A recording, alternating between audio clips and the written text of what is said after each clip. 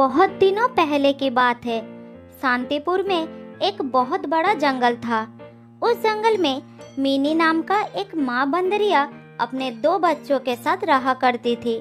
बच्चों में से बड़े का नाम था मिंटू और छोटे का नाम था चिंटू। मिनी अपने बच्चों को बहुत प्यार करती थी और बड़े ही लाड प्यार से उनका पालन पोषण करती थी। वो उन्हें अच्छे अच्छे भोजन भी लाकर दिया करती थी। कुछ महीने पहले ही मिनी के पति की मौत हो गई। तब से वो अपने बच्चों को कभी भी पिता की कमी महसूस नहीं होने दी। देखो मेरे बच्चों, मैं तुम दोनों के लिए केले लाई हूँ। अरे वाह, मजा आ गया। मुझे केले चाहिए, मुझे केले चाहिए। नहीं नहीं, मुझे पहले दो माँ, मैं बड़ा हूँ, मैं पहले खाऊंगा। हाँ बाबा हाँ, सबको बराबर दूंगी। शांति से बैठो जरा। मैं ये केले तुम दोनों के लिए ही तो लाई हूँ। पहले तुम दोनों को खिलाऊंगी, उसके बाद जो बचेगा मैं खाऊंगी। मेरे प्यारे बच्चों, आओ मेरे पास आओ। फिर दोनों बच्चों खाना शुरू करते हैं। खाने के बाद मिंटू अपने माँ से कहता है, माँ, इतने मीठे केले तुम कहाँ से लेकर आती हो? मुझे भी तुम्हारे साथ ले चलो ना माँ, मैं भी मीठे केले लाऊंगा। मेरे प्यारे बच्चों, तुम लोग जब बड़े होकर पेड़ पर छलांग लगाने के काबिल हो जाओगे, तब मैं तुम दोनों को सारे ठिकाने दिखा दूंगी। अब तुम दोनों बहुत छोटे हो, घर में ही रहा करो, बाहर बहुत खतरा है। अच्छा माँ, ठीक है, तुम जैसा कहोगे हम वही मानकर चलेंगे माँ। मैं तो बिल्कुल बाहर नहीं जाऊंगा माँ, बाहर बहुत खतरा है। तुम मुझे खाना लेकर दोगे और मैं बैठे बैठे खाऊंगा। लेकिन मेरे बच्चे, मैं तो हमेशा जीवित नहीं रहूंगी। मेरी भी तो उम्र हो रही है। बड़े होने के साथ साथ तुम दोनों को जंगल के सब कुछ सीख लेना होगा, नहीं तो मैं जब नहीं रहूंगी तब मुसीबत में पड़ जाओगे। नहीं माँ, तुम्हें कुछ नहीं होगा।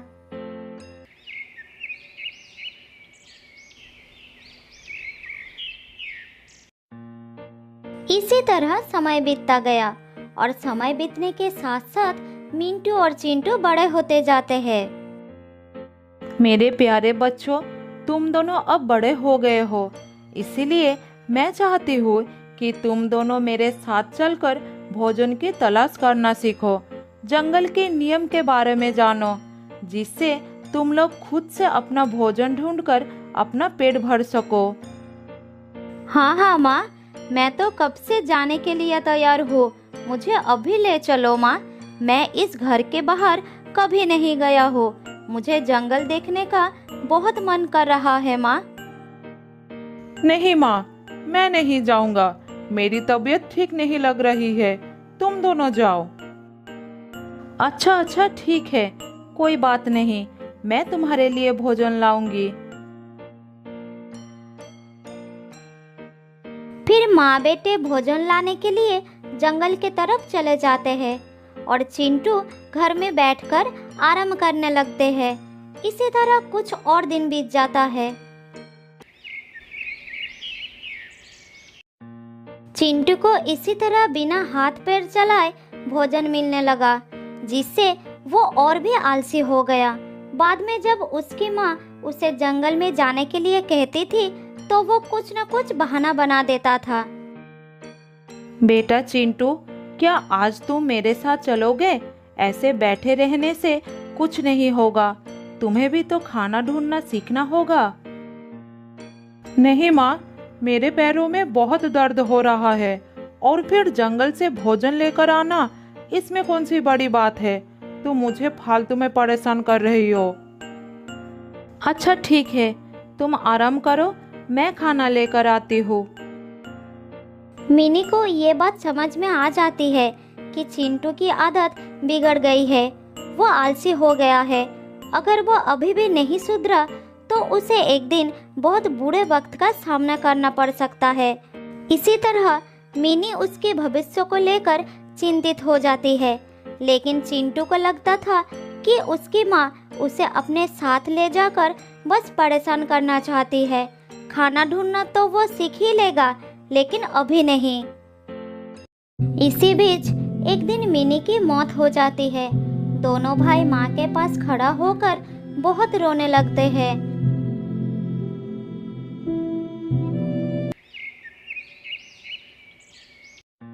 अगले दिन मिंटू अपने भाई को कहता है, देखो भाई, अब हमारी माँ नहीं रही, अब हमें खुद से सारा काम करना पड़ेगा। अरे तुम तो मेरे भाई हो ना, तुम्हारे रहते मुझे किस बात की चिंता है। हाँ, तुम्हारी बात बिल्कुल ठीक है, लेकिन हमें अपना जीवन जीने के लिए अपने पैरों पर खड़ा होना बहुत जरूरी है। मैं कब तक तुम्हारा साथ दूंगा। अरे भैया, ज्यादा ज्ञान मत दो। जंगल से मेरे खाने के लिए कुछ भोजन लाते हो तो तुम इसीलिए अपने आप को बड़ा महान समझने लगे हो। मिंटू को अपने भाई की बात सुनकर बहुत दुख होता है, लेकिन वो उसका साथ नहीं छोड़ पाता, उसके साथ ही रहने लगता है। इधर चिंटू अपने भाई के बातों को अनसुना कर उसी पर आश्रित होकर मजे करने लगता है।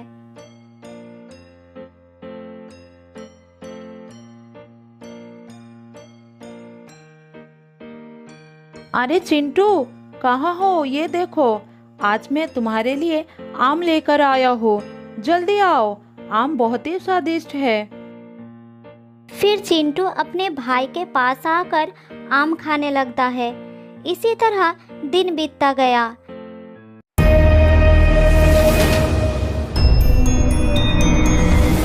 एक दिन उस जंगल में एक बदमाश शेर आता है।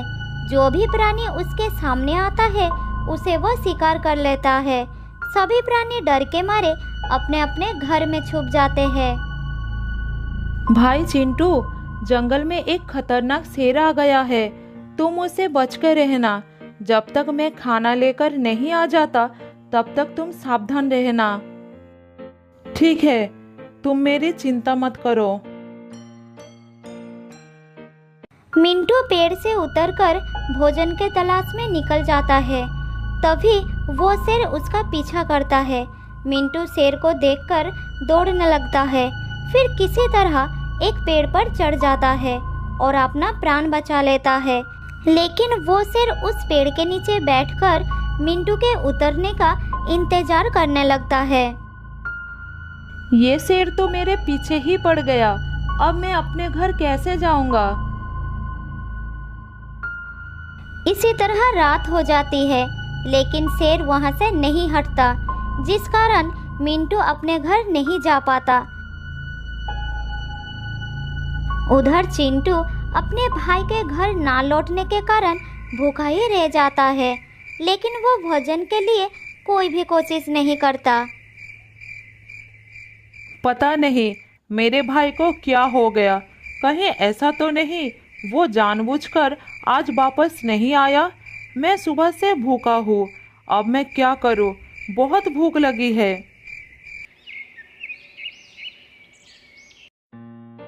चिंटू पूरी रात ही भूखा रहता है। अगली सुबह मिंटू घर वापस आता है और अपने भाई को खाना देता है। भैया, तुम्हारी वजह से मुझे पूरी रात भूखा ही रहना पड़ा। तुम तो भूखे रहे, मेरी तो जान ही खतरे में थी। अच्छा, ऐसा क्या हुआ तुम्हारे साथ? मिंटू अपने भाई को सारी बात बताता है। फिर उसे कहता है, इसीलिए तो कहता हूँ तुम खुद से कुछ काम कर लिया करो, जिससे जरूरत पड़ने पर बुरे समय का सामना कर सको। अच्छा, ठीक है ठीक है। इसी तरह समय बीतने लगता है। कुछ दिनों में बारिश का मौसम भी आ जाता है और तेजी से बारिश शुरू हो जाती है।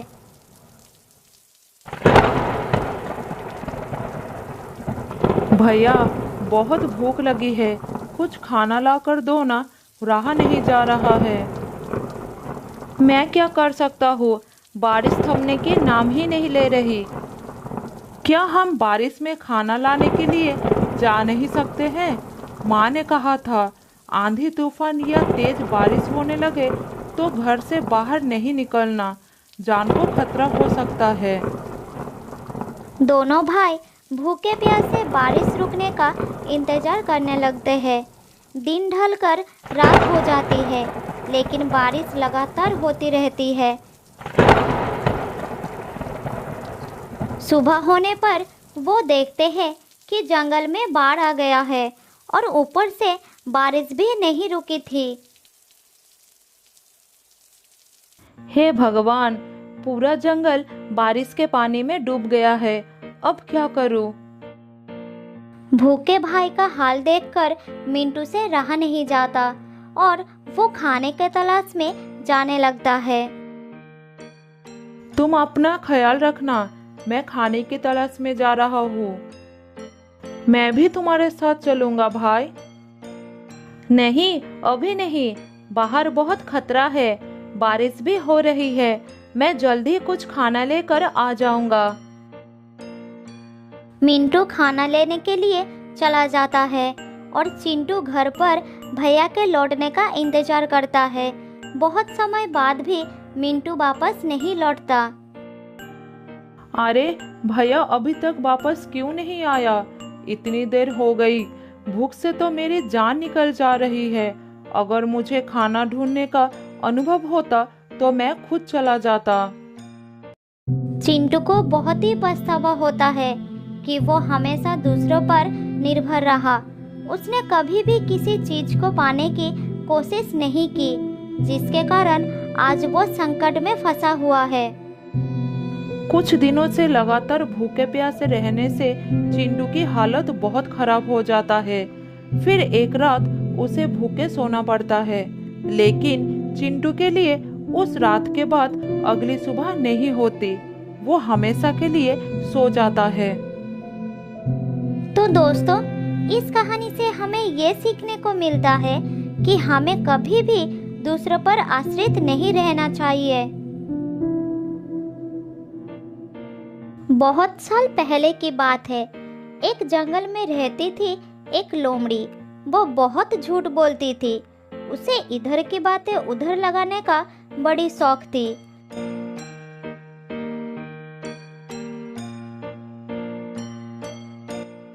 एक दिन लोमड़ी घूमते घूमते एक हिरनी के घर के सामने आ गई।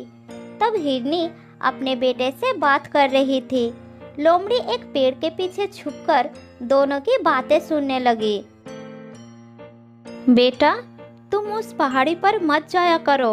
मैंने कितनी बार तुमसे मना किया है। तुम्हें पता नहीं कि वहाँ पर एक खतरनाक लोमड़ी रहती है। एक दिन उसके नजर तुम पर पड़ गई तो वो तुमको जिंदा नहीं छोड़ेगी। माँ, अगर ऐसा है तो आज मैं अपने पापा को वहाँ पर ले जाऊंगा। वो उसको मार देंगे और मैं रोजाना वहाँ पर जा सकूंगा। बेटा, वो लोमड़ी बहुत ही खतरनाक है। तुम्हारे पापा का उससे सामना हो चुका है। उसने उन्हें भी खूब मारा था। फिर तेरे पापा ने उसे माफी मांगे थे, तब जाकर उसने उसकी जान बख्श दी थी। क्या वो इतनी खतरनाक है? तो ठीक है माँ, मैं आज के बाद कभी पहाड़ी पर नहीं जाऊंगा। अपने बच्चे की बात सुनकर हिरनी खुश हो गई। इधर पेड़ के पीछे से लोमड़ी ने सारी बातें सुन ली। उसने सोचा कि ये बात सबको पता चलना चाहिए। फिर वो वहां से चली गई।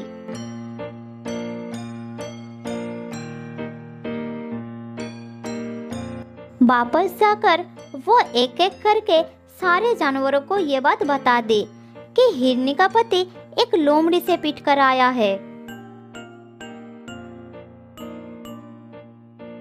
उधर हिरनी का पति जब जंगल में घूम रहा था, तब हर जानवर उसका मजाक बना रहे थे। वो सब यही कह रहे थे कि वो एक लोमड़ी से मार खा कर आया है। यही बात सुन सुनकर उसे बहुत गुस्सा आ गया। तब वो अपने घर पहुंचकर हिरनी के ऊपर बरसने लगा। तुमने लोमड़ी से कहा कि मैं एक लोमड़ी से मार खाकर आया हूँ। यही बात उसने पूरे जंगल में फैला दी है। तुमने ऐसा क्यों कहा? पति की बात सुनकर हिरनी ने उसे सारी बात बताई। अरे सुनो सुनो, गुस्सा मत करो, मैंने सिर्फ हमारे बच्चे को डराने के लिए कह दिया था और वो मान भी गया। मुझे नहीं पता कि लोमड़ी ने ये बात कब सुन ली। ये सुनकर हिरनी का पति लोमड़ी के पास गया और उससे बोला,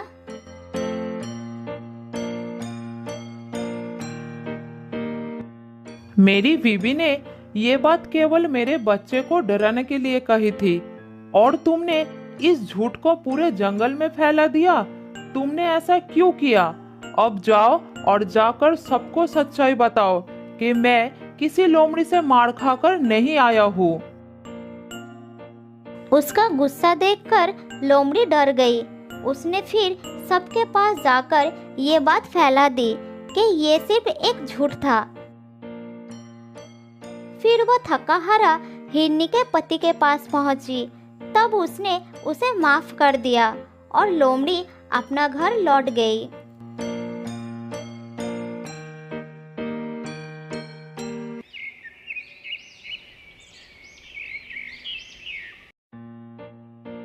ऐसा ही कुछ दिन लोमड़ी चुपचाप रही, लेकिन अभी भी उसका ये आदत छूटी नहीं थी। फिर से वो जंगल में घूमने लगी।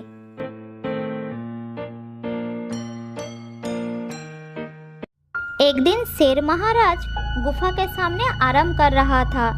तभी उसके पास दूसरे जंगल का एक शेर राजा आया। दोनों शेर को एक साथ देखकर लोमड़ी उसकी बात छिपकर सुनने लगी। अरे तुम मेरे जंगल में कैसे? मैं तुम्हारी तरफ दोस्ती का हाथ बढ़ाने के लिए आया हूँ। दोस्ती का हाथ? मेरी तरफ? क्या कहना चाहते हो तुम? शेर खान, तुम्हारा जंगल कितना बड़ा है और मेरा जंगल कितना छोटा। मुझे पता है कि तुमको इस जंगल को संभालने में कितना तकलीफ होता होगा। ऐसा कुछ नहीं है, मैं मेरे जंगल को अच्छे से संभाल रहा हूँ। किसी को मुझसे कोई तकलीफ नहीं है। शेर खान, मैं तो तुम्हारी भले के लिए ही कह रहा था। तुम मेरे और अपने जंगल को एक कर लो, फिर हम दोनों मिलकर इस जंगल में राज करेंगे। ये बात कहकर वो मन ही मन सोचने लगा। बस एक बार ये हाँ कर दे, फिर इसके जानवरों के साथ मिलकर इसी को मरवा दूंगा। तब दोनों जंगल पर मेरा ही राज होगा। मुझे ये मंजूर नहीं है, तुम जा सकते हो। तुम बूढ़े हो चुके हो शेर खान। अगर कोई मुसीबत आ गई तो तुम कैसे इस जंगल को बचाओगे?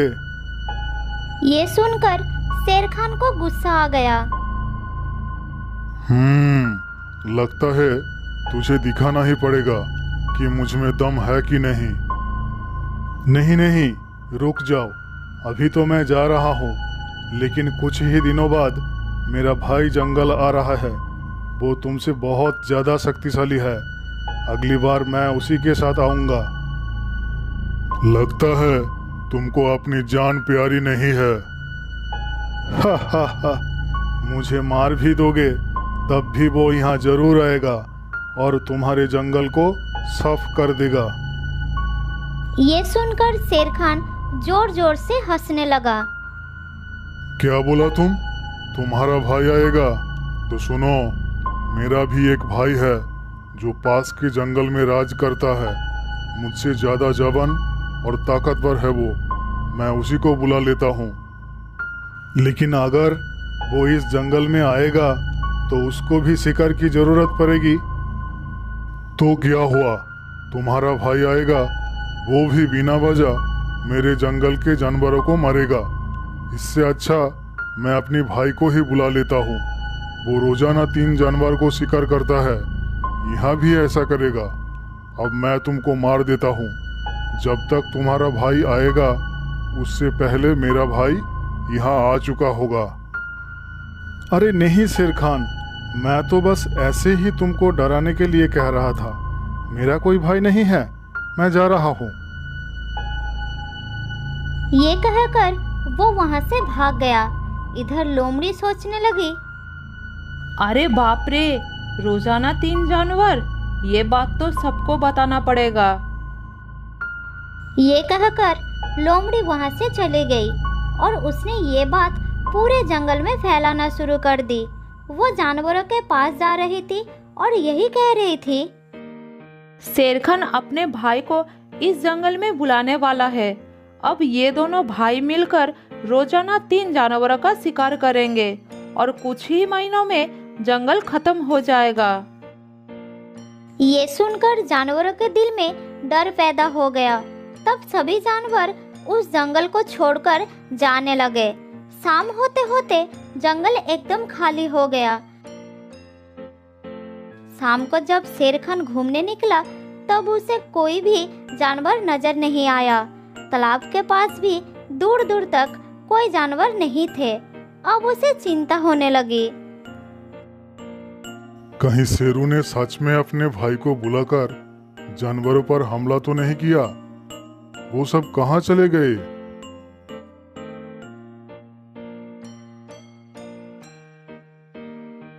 थोड़ी दूर जाने के बाद शेरखान को बहुत सारा पैरों के निशान नजर आया जो जंगल के बाहर के तरफ जा रहा था।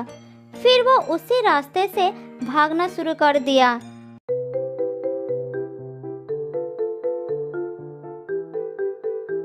थोड़ी दूर जाने के बाद उसे सभी जानवर जंगल से बाहर जाते नजर आए। शेरखान सबके सामने जाकर खड़ा हो गए। क्या हो गया तुम सबको? कहाँ जा रहे हो जंगल को छोड़कर? थोड़ी देर तो कोई कुछ नहीं बोला। फिर हाथी ने हिम्मत करके कहा, वहाँ रुककर मौत का इंतजार करने से अच्छा है कि हम यहाँ से चले जाए। मौत का इंतजार? तुम लोग क्या कहना चाहते हो? हमें पता चल चुका है कि तुम अपने भाई को भी इस जंगल में बुलाने वाले हो, जो कि रोजाना 3 जानवरों को खाकर अपनी भूख मिटाता है। जब वो यहाँ पर आएगा तो हम में से ही रोजाना 3 जानवर कम होंगे, तो यहाँ कौन रुकना चाहेगा? तुम लोगों को ये किसने कहा? ऐसा कुछ नहीं होने वाला है। हमें ये सब लोमड़ी ने बताई थी।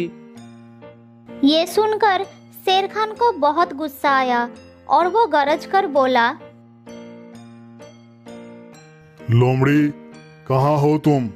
मेरे सामने आओ। ये सुनकर लोमड़ी डर गई। वो जानवरों के पीछे छुपी हुई थी। फिर वो धीरे धीरे सामने आई।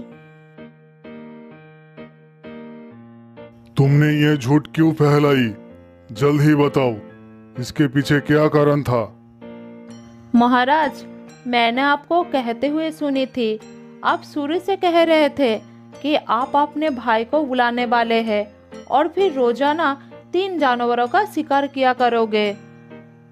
मूर्ख, तुमने ये नहीं सुना शेरू क्या कह रहा था? वो अपनी भाई को बुलाकर इस जंगल पर हमला करने के लिए कह रहा था। इसीलिए उसको डराने के लिए मैंने ऐसा बोल दिया कि मेरा भी एक भाई है। असल में मेरा कोई भाई नहीं है और मैं कभी अपने जंगल को बर्बाद नहीं करूंगा। ये सुनकर सब जानवर खुश हो गए और वापस जंगल की तरफ चल पड़े। सुनो लोमड़ी, आने वाले खतरों से होशियार रहना अच्छी बात है, लेकिन पहले पता कर लेना चाहिए कि खबर सही भी है या नहीं। बिना पता किए किसी भी बात को फैलाना अफवाह होती है और अफवाह फैलाने से हमेशा नुकसान ही होती है। ये सुनकर लोमड़ी को अपनी गलती का एहसास हो गया।